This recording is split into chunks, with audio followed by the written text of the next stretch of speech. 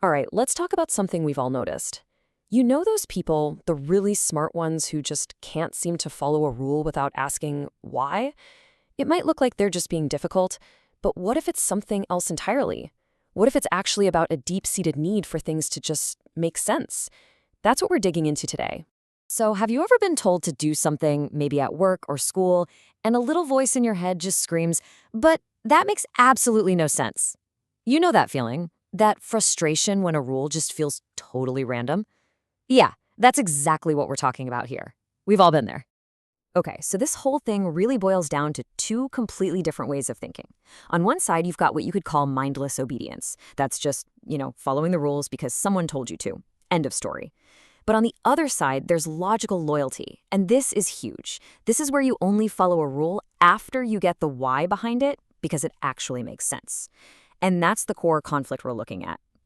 So, what does all this have to do with being smart? Well, it turns out quite a lot. Let's jump into the science that actually connects a highly intelligent mind with, well, not being a blind follower. And here's the fascinating part. This isn't just a hunch or a theory. There's actual scientific research that shows a clear link here. Studies show that people with higher intelligence, especially those with strong analytical skills, are way less likely to just go along with the crowd or blindly accept rules. It's almost like their brains are fundamentally wired to analyze and question, not just to, accept. So, what does it actually mean to have an independent mind? Well, for starters, these are the people who are always digging for the why. They're not satisfied with a surface level rule. They need to understand the logic behind it. They hear because that's how we've always done it, and that's a huge red flag for them. And probably the most important thing, their loyalty's earned, not given. You have to present a good, logical reason for them to get on board. But you know what? This goes even deeper than just a personality type. There's actually something happening inside our brains, a kind of built-in pushback button. Let's take a look at the wiring behind this reaction.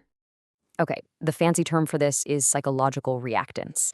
And what it is really is that gut feeling, that immediate heck no that pops into your head when you feel like your freedom is being squeezed. It's like a built-in alarm system in your brain that goes off whenever it feels like it's being backed into a corner or told what to do. It's your brain literally defending your autonomy. And it's a pretty straightforward process, really. It happens in a flash. Step 1, a new rule comes along that threatens your sense of freedom. Step 2, your brain instantly goes on defense mode. It resists. That's that wait a minute feeling. And then, step 3, you get this powerful urge to push back, to do something, anything, to show that you're still the one in charge of your own choices. Maybe that's asking questions, maybe it's finding a loophole, you get the idea. Now, because of this totally natural, built-in reaction, people who question things often get, they get labeled, and usually not in a good way. Difficult, rebellious. But what if those labels are completely missing the point? What if we've been looking at this all wrong? This is so important to understand. This isn't about being a rebel without a cause. It's not about making trouble just for fun. It's actually the sign of a self-directed mind. It's someone who values taking personal responsibility for their own choices way more than they value just mindlessly following orders. They need to understand before they can agree. So let's do a little reframing, shall we? The next time you think rebellious, try swapping that out for self-directed. Instead of labeling someone as difficult, maybe the word is analytical.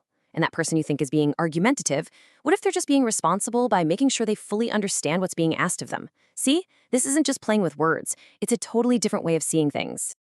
So, what's the bottom line here? What's the real value in all this questioning? Look, if you're one of those people who's always asking why, I want you to hear this loud and clear. It is not a flaw. It's your superpower. It's an incredible intellectual strength. It means you're engaged, you're thinking for yourself, and you're not just handing over your decision-making to someone else. That's the stuff that actually leads to innovation and stops us from getting stuck in old, broken ways of doing things. So I'm going to leave you with a question. The very next time you feel that little pushback, that internal, wait a second, when you're faced with a rule that just doesn't sit right, ask yourself this: am I being difficult, or am I just being intelligent?